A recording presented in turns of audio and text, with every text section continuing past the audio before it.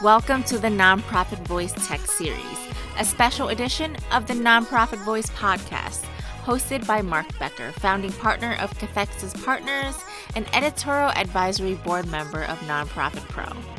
In each episode of this monthly installment, Mark will have conversations with prominent nonprofit organizations and industry thought leaders to learn more about different technology offerings in the marketplace. Join us, and together we will learn more about these innovative digital tools and how to navigate the rapidly evolving technology landscape.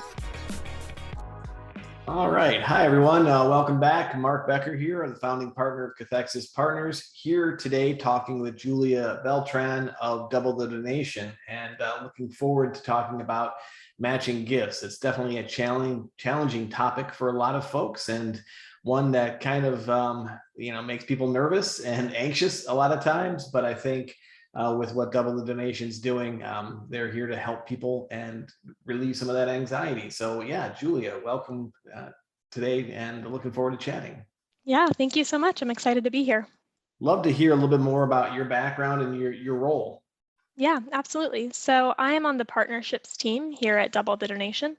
So that just means I work with a variety of different fundraising platforms. So people who make donation forms, who make CRMs, different types of fundraising tools. I work with those organizations to help them bring matching gift automation and then also research to their different clients. And so when I say clients, I mean like nonprofit organizations who want to earn more matching gift revenue, and then also educational institutions that are going to be trying to drive matching gift revenue as well. Yeah, so let's talk about matching gifts and what it is and why people should know about it, and what are some of the issues with all of that.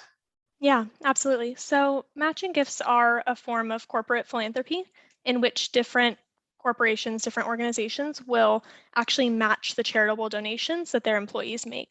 So it is a form of corporate social responsibility. It's similar to when you see these big corporations, giving a lot of different money to nonprofits. They'll have these like benefit programs that help their employees be able to match their donations to charitable organizations. So a lot of different companies offer these programs, like well over half of Fortune 500 companies have a matching gift program in place. So they're really common, they're really widespread everywhere, but kind of despite that, we see a lot of nonprofits not really reaching their matching gift potential. So it is this really prevalent industry, but it's not something that all nonprofits or educational institutions are really taking the full advantage of.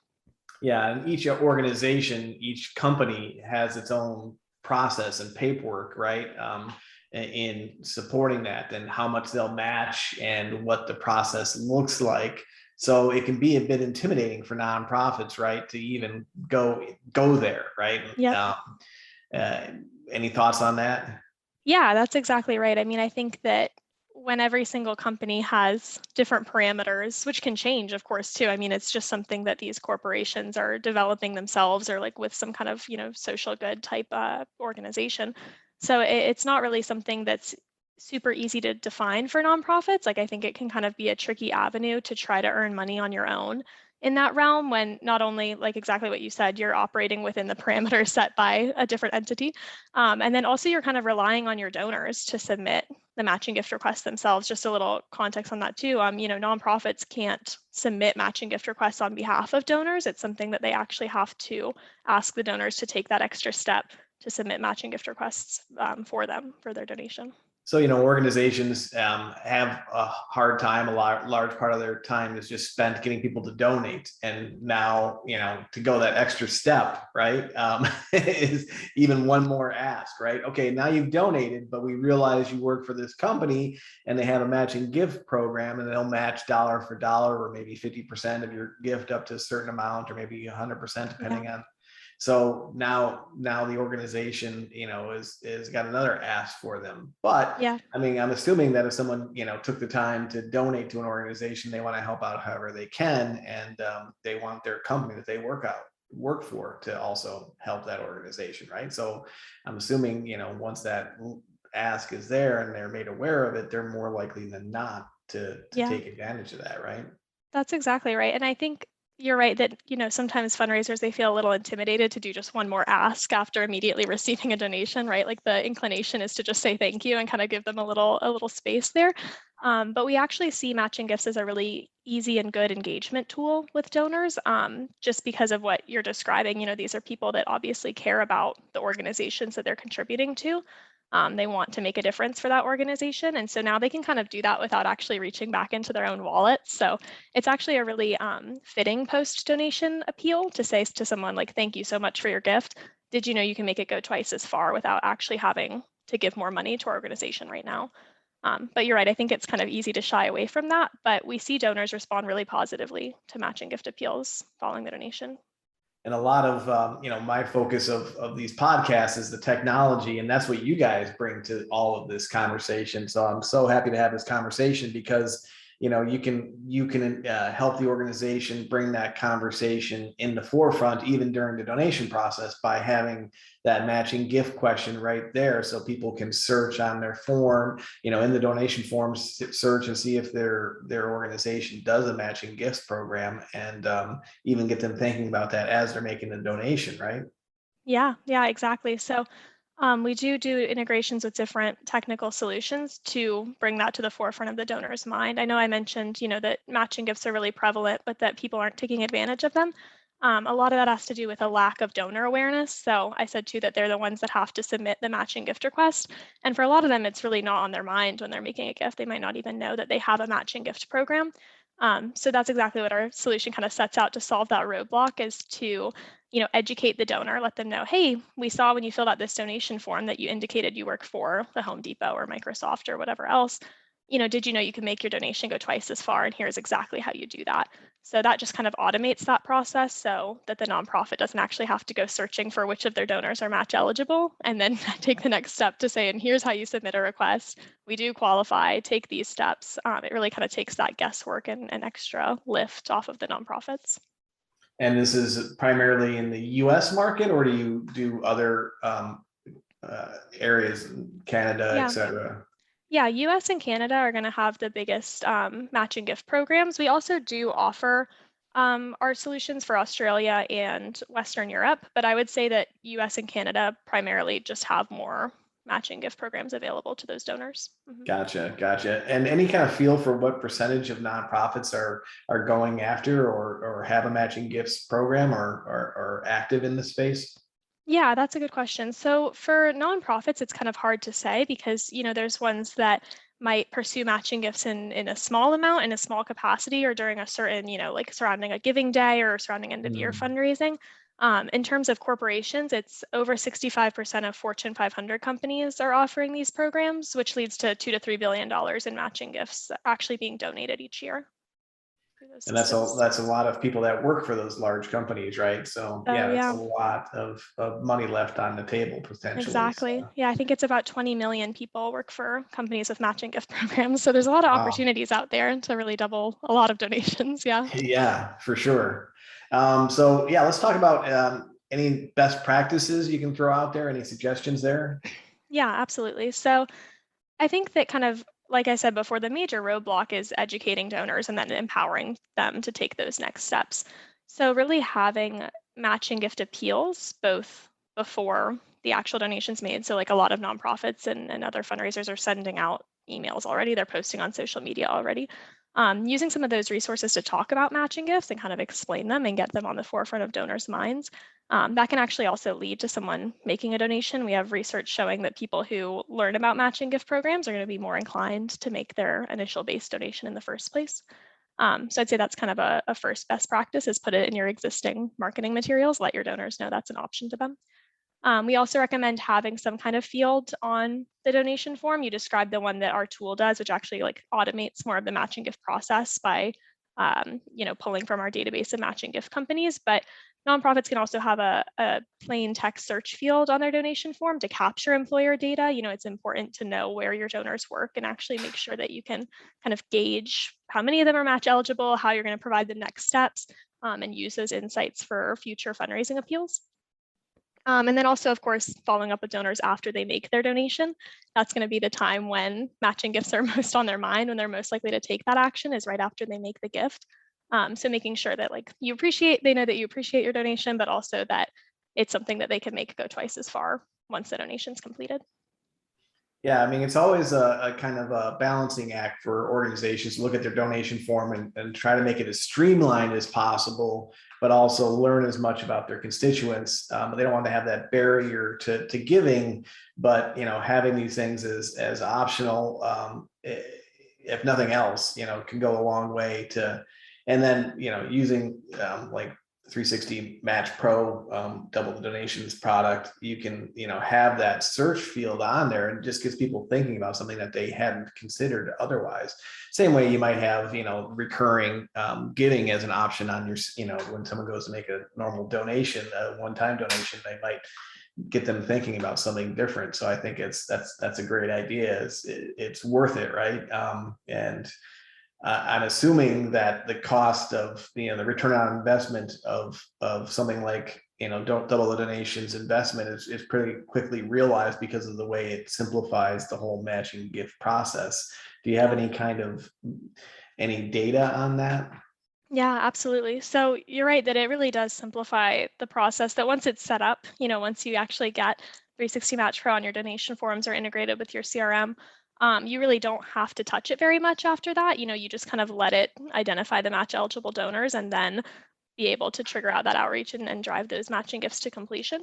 And so, yeah, I would say that all of our clients really have these like different return on investments here. We see matching gifts being so prevalent. I'd say about 10% of the average nonprofit's donor base qualifies for a matching gift program. So if you imagine 10% of all of your donations doubled, I mean, that's a pretty significant amount of revenue that you can uncover for your organization. Yeah, that's definitely real money for sure. All right. Any suggestions on how to craft like the matching gift appeal messaging? Yeah, definitely. I think the important thing to remember is that this might be the first time that your donors have ever heard of matching gifts. It's easy to assume that since they work for a company that offers a matching gift program, like, oh, check with HR and see if you're able to get this gift match. They might be like, what on earth is this about? Like, I have no idea, what a gift match is. What does my HR department have to do with my donation to your organization? Like, are you asking my company for money? Like, is that going to be uncomfortable? So I think kind of operating in the lens that you're really educating them that this is something that it might be the first time they're hearing about. And so making it clear that like a lot of companies offer matching gift programs. We've received X amount of dollars from matching gift programs in the past, like letting them know that it's kind of an established program, that it's likely that their organization has, will kind of take the guesswork out of that for the donor, make it a little easier for them to consider looking into it and then pursuing that avenue. I like it. Other suggestions or? Yeah, definitely. I think too, like with any fundraising, it's important for the donor to know the impact that they have. We've seen some really good campaigns of people who might actually kind of show what the impact of the matching gift was. So like, for example, you see all the time, right? If someone says, if you give a $50 donation, then you're providing, like a shelter dog with a meal and a walk and whatever else. Like here's kind of the actual impact of your donation. And so maybe show that if you submit a matching gift request, you can do that for 2 shelter dogs. You can provide, Thanksgiving meals for 2 families or something like that. Really like giving an emotive appeal for how a matching gift request would impact your organization. That's going to go a long way for donors in taking that extra step and actually pursuing it. Gotcha. Okay. So kind of walking through the steps here, you have the donation, and then someone qualifies, they work for a company that does a matching gifts program. So the next step is they have to be flagged or identified as that. Then that person needs to submit something to their HR department, right? Proving that they've made this donation, whatever their HR department has outlined. And then the HR department will cut a check back to that organization on behalf of the donor, their employee. I can see why a lot of people's heads kind of explode when they start thinking, ugh, what a quagmire that is, right? But at the end of the day, a lot of it is, like we've been saying, it's just money on the table, and it's money that the organizations want to give away because they want to be able to put that on their annual reports. They want to be able to say how much they've given.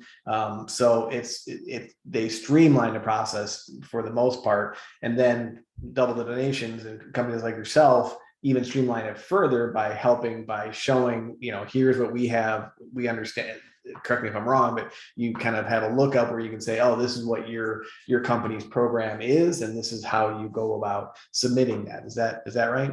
Yeah, that's exactly right. So we are walking the donor through the entire process, that exactly what you described. They'd enter their company name in our search bar, and then right after the donation, so on the confirmation page, and then also through automated customizable follow-up emails, we can say to them like, oh, you filled out this donation form, like, thank you for your gift. We saw that you work for the Home Depot. Did you know that Home Depot matches gifts like yours to this nonprofit? Here is the actual form that you can fill out. And once you fill this out, your gift will be doubled, because it will follow that process, like you said, of going to the HR department, getting approved, and then they issue a check.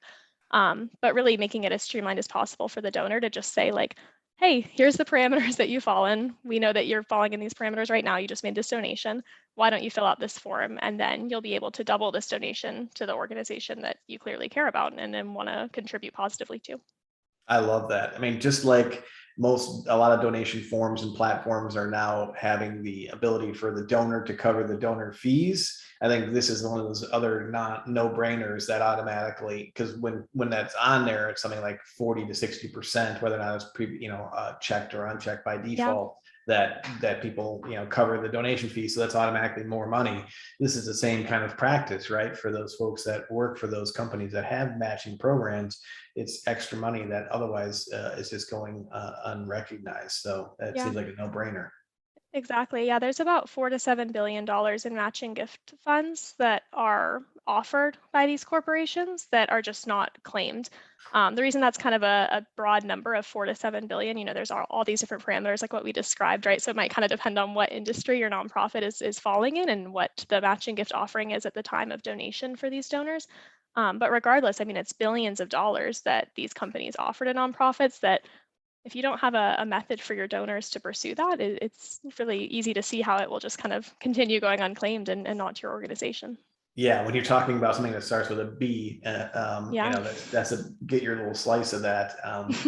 So how would someone find out, what would someone do to find out more about what your offering is and how much it costs and, kind of go down that road? Yeah, of course. You can go to 360matchpro.com. So 360 Match Pro is the automated matching gift tool that we're talking about right now. And so you can go to that website and feel free to request a demo on that site. Our team offers personalized demos to all different nonprofits, educational institutions.